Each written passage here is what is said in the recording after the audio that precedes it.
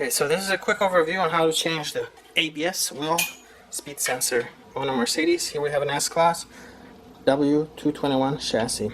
So you will need to read the codes so you can figure out which wheel speed sensor is bad, because you got 4. I don't want to start replacing all of them. Just replace the one that's faulty. But the sensor is right here on the back, and you need an Allen wrench.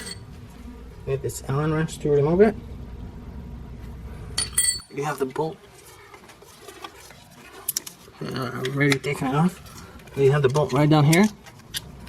Take off this bolt, and then you take off the sensor. Simply slide out. Then you have all these grooves that hook up.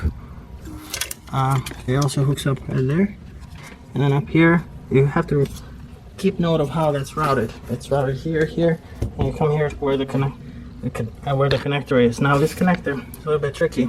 You have this C-clip that goes right on top, and there it's off right now.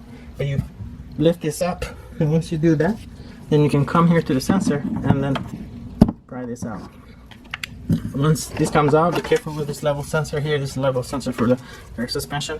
You'll separate these two, and then you just remove the one that's the ABS sensor. It's clipped a little. They're clipped together, but reconnect them right there, and then route the sensor all the way. And you come in here, and your ABS light, if this is the only problem you have, then your ABS light will reset on its own. But if it's got other issues, then you'll still have the ABS light on and the traction control light on. So that's it. Thanks for watching.